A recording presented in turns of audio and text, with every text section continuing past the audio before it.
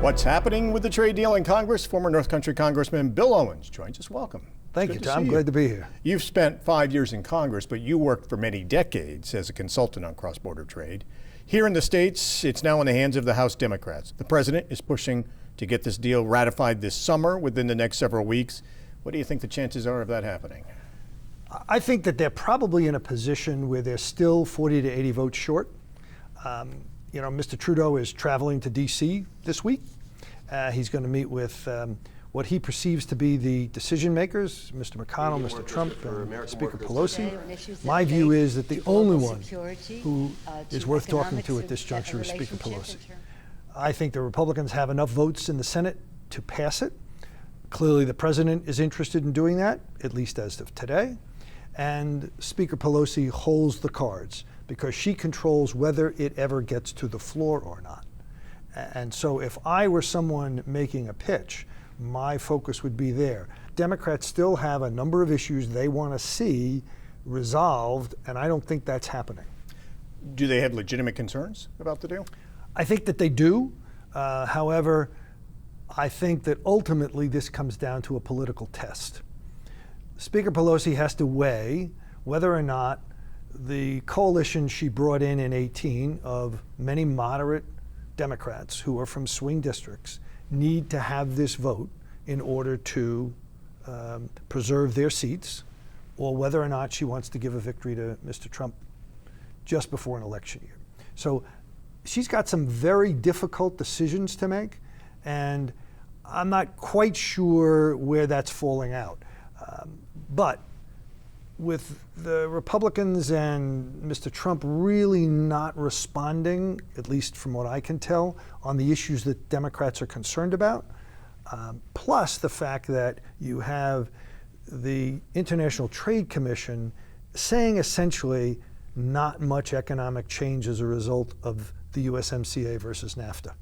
So there's not, in my view, a lot of economic reasons to move this forward. Some industries did do better under the USMCA as opposed to NAFTA, but ultimately when you see very incremental benefit, I think that's going to cause a lot of people some pause as to whether or not they vote for it. The president has long criticized NAFTA as a disaster. So does this new agreement with Mexico and Canada contain major overhauls? I don't think that it does. Again, the International Trade Commission, something that is an arm of the administration, says it's marginal. You're talking something like 1/3 increase in GDP. 1/3. So when you look at a $17 trillion GDP, you're not talking a lot of money. And certainly what's been put in for ag is only going to increase U.S. exports by about $70 million. Again, that is infinitesimally small when you look at the large ag GDP. So there's some benefits to farmers. There are some technical IP and intellectual property benefits, but on balance, I don't think it does much. What is the benefit for New York State, for the U.S. and Canada, first of all, but then for New York and Quebec? In terms of USMCA, not a material change in the game. If President Trump followed through in terms of ripping up NAFTA if the USMCA wasn't passed, that could be a significant economic negative to New York in its entirety, and very definitely to our region. But he faces some problems there. If he decides he's going to act unilaterally, Congress could very well step in and say, NAFTA was passed by an act of Congress. You cannot undo it without an act of Congress. Are there benefits for the North Country? Are there benefits for Quebec? There's some in there, but they're not going to change the economic patterns that we've been living in. The biggest piece for the USMCA is it strengthens some of the supply chain processes. But it doesn't strengthen them enough to make a material difference. Now, the disappearance of NAFTA would be, really a wrecking ball to supply chains. What about Canada opening up some of its dairy markets? Will that benefit New York farmers? Clearly, it'll benefit New York farmers. If you think about it from the perspective of our region, it depends on how much we get of that $70 million increase in trade. But for us, we don't have to get a whole lot to have a significant impact on our farmers. Do you think eventually the Dems will get on board? Do you think it gets approved by this fall? I don't. I would be very surprised. I think that would really surprise me, that it moves forward. There would have to be some major breakthrough. The only way this happens is if President Trump and Speaker Pelosi come up with a deal on some other issue that she thinks is important. Immigration, the Dreamers.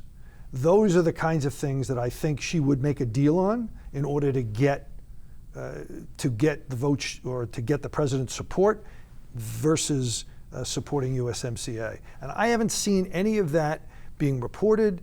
You don't hear much comment about it. It's just sort of sitting there. If they don't get to it this fall, forget it. The 2020 I don't think so. campaign will be underway. You'd have to wait until after the 2020 election before it would probably get addressed.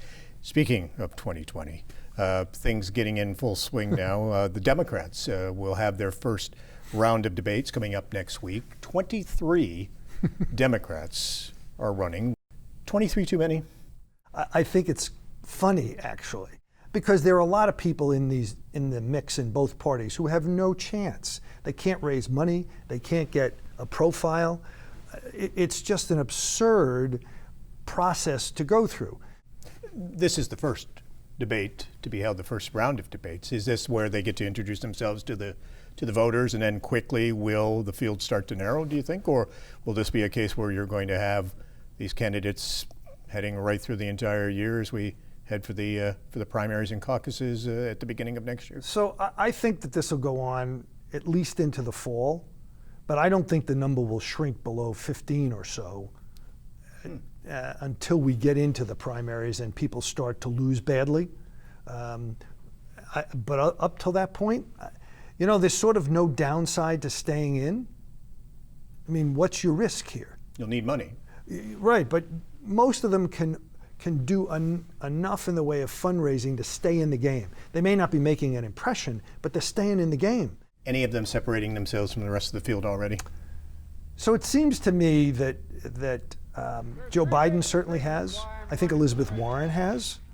I think she's done a good job of getting her platform and her thoughts out, probably better than anyone else. And I see the two of them as probably the most viable of the candidates.